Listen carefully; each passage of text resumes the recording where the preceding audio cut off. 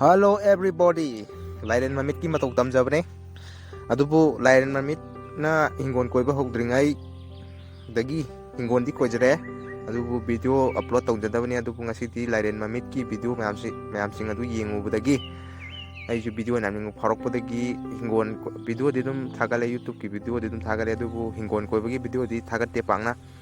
adu mayam ngasidi thagatjage. Uriba mamang du uriba sina pukhi ni hingon labuk maya da lay labuk ne hoina koi jare hingon si lau matamna lau uduini huji sing kachariba ising adu iren toren dagi ne aduga tulu tawraga ising chaiba khotpa loi tawe huji thariba si khongdrum ni jiuchariba si khongdrum ni maji han mamang chai di tarbus thabane do tarbus so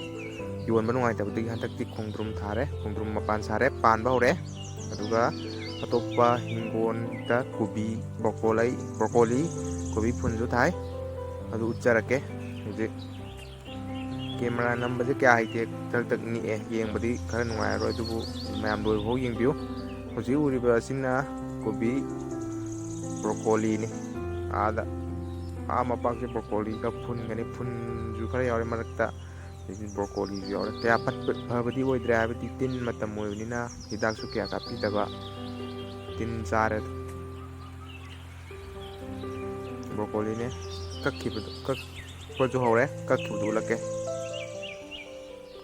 sina kakhibu ini duga phunju lake phunju kya chawbu idri adoba khara maruan amti kakhre sina khar pikpa maruan ne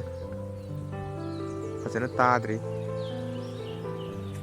tin jam sai tin matam moina hidak pikap dubu yam